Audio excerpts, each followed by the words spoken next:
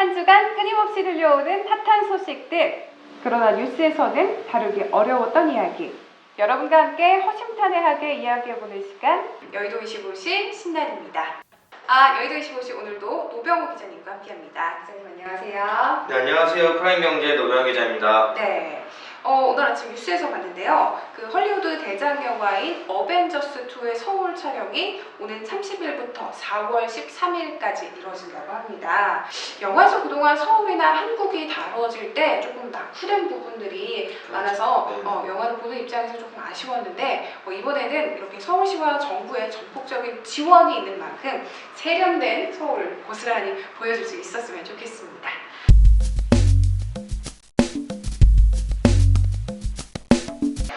여러분께 소개해드릴 첫 소식은요.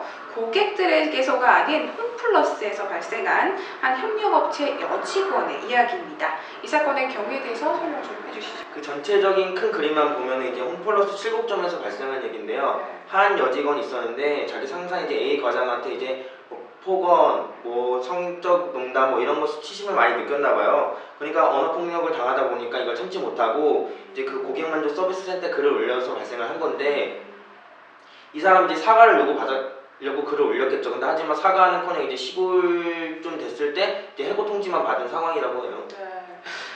사건의 주인공인 이 여직원은요, 3년 전에 홈플러스 협력업체로 입사를 해서 지난해 8월에는 관리직급 매니저로 승진을 했다고 해요. 그러니까 그동안의 일한 결과에 대한 성실성이 증명이 되는 셈이죠. 이런 생각도 했다 그래요. 내가 20년 동안 많은 일을 했지만 이렇게까지 힘든 적이 있었나라고 생각할 정도가 들었다고 하니까 많이 힘들었었나 봐요.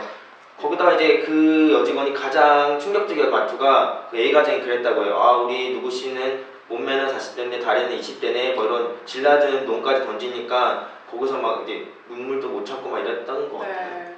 그 여직원의 가족인 외제가요, 이 사건을 두고 볼 수만은 없어서 신고를 하고 일주일 뒤에 해고를 받았다고 하는데요. 홈플러스 측이 제출한 해고 사유에 따르면 근무 불성실이라고 하는데, 아까도 말씀드렸지만 팀장급의 매니저로 승진을 했는데 근무 불성실로 해고를 했다니 이게 좀 앞뒤가 안 맞는 말이 있죠. 근데 홈플러스 입장에서도 이제 A 과장이 성희롱적인 발언을 하지 않았지만 폭언도 하고 그건 다 인정한다. 하지만 핵심은 그거였어. 성희롱 그런 발언을 하지 않았다. 빠져나가라고 할 수 그러면서 있죠. 그 A 과장 같은 경우에는 원래 7곡 지점에서 이게 발생했는데 이제 구미 지점으로 발령이 났다고 들었어요. 저는. 이번 홈플러스 측의 사건이 불거지면서요, 유통업계의 강력한 경쟁자인 롯데마트의 처사가 사뭇 대비가 됩니다. 롯데마트도 지난해 6월에 비슷한 일이 있었는데요. 협력업체 직원에게 똑같이 막말을 했다는 부유시 민원에 따라서 해당 직원을 신고를 하고 일주일 만에 자사 직원을 보직 해임한 바 있습니다. 그 롯데마트 그 노병 대표가 직접 이렇게 말을 했다 그래요. 그 협력업체한테 이제 막말을 하거나 상식 이하의 행동을 할 경우에는 3년 정도 보직을 주지 않겠다, 보직을 맡기지 않겠다 할 정도로 이런 내용을 담은 또 이제 공정거래정책 로드맵도 발표를 하고 어떻게 보면 이제 홈플러스라고 많이 대비되는 모습을 보이고 있는 거죠. 맞네요. 국내 3대 대형마트의 협력업체 사업만 해도 5만 명에 달한다고 합니다. 과연 이들 없이 마트가 제대로 운영이 될까라는 생각이 들 만큼 마트의 핵심 인력이기도 한데요. 전방에 있는 만큼 자사 직원뿐만이 아니라 협력업체 직원들의 대우도 개선돼야 되지 않을까라는 생각을 다시 한번 해봅니다.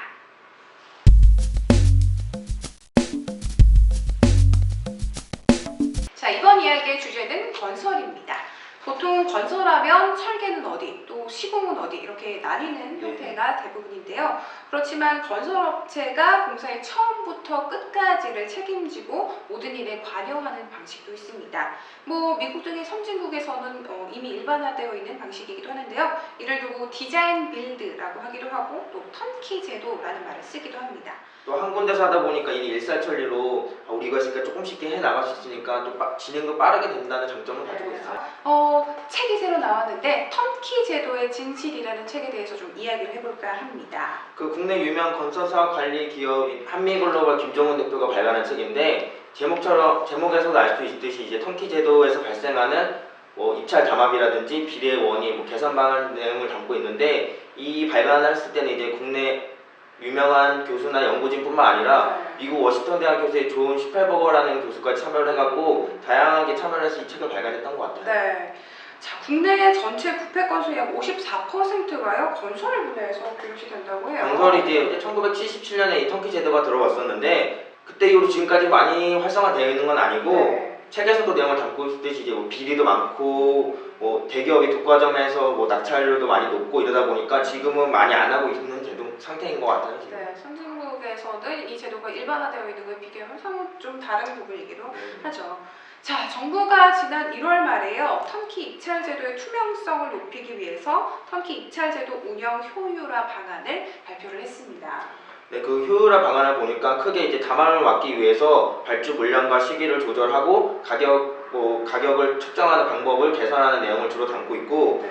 또 로비 같은 거에 노출된 소수 위원들이 있잖아요. 네. 그런 위원들이 이제 많이 참여를 하는 것을 방지하기 위해서 어떻게 하겠다는 또 그런 개선 방안들도 담고 있는 그런 내용들을 담고 있더라고요. 제도를 활성화시키기 위해서 정부가 두 팔 걷고 이제 나섰다고 볼 수 있겠는데요. 네. 아까 말씀드렸듯이 이 턴키 제도의 진실이라는 책은요, 선진국의 디자인 빌드 선진 사례를 담고 있고요. 또 우리나라가 직면한 턴키 제도의 그동안의 문제점이라든가 앞으로의 개선 방안 등을 소개하고 있다고 합니다.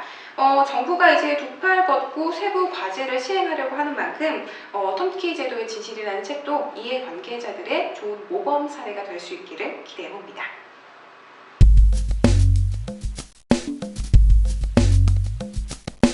지난번 여의도 25시를 통해서요, 이 출판 기념회가 선거 출마의 출정식이자 또 선거 자금을 모으는 통로로 작용한다라는 소식을 전해드린 바 있는데요. 날씨가 따뜻해지고 이제 국회의원 지방선거가 코앞으로 다가왔죠.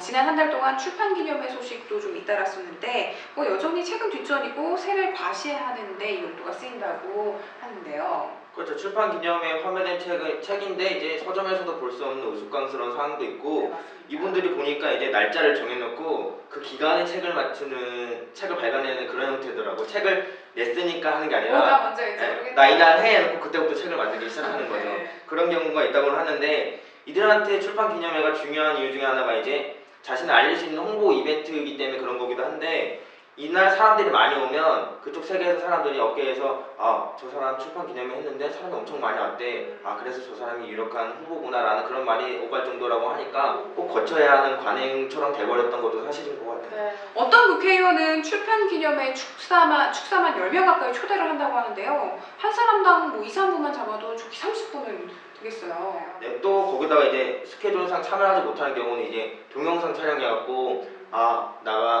나가랜다. 내가 그 사람을 지원한다. 어디 주시겠죠? 전라도요? 아무튼 그런 게 있는데 네. 연예인들처럼 이제 못 갈 경우에 이제 영상을 통해서라도 뭐 그렇게 한다 그래요.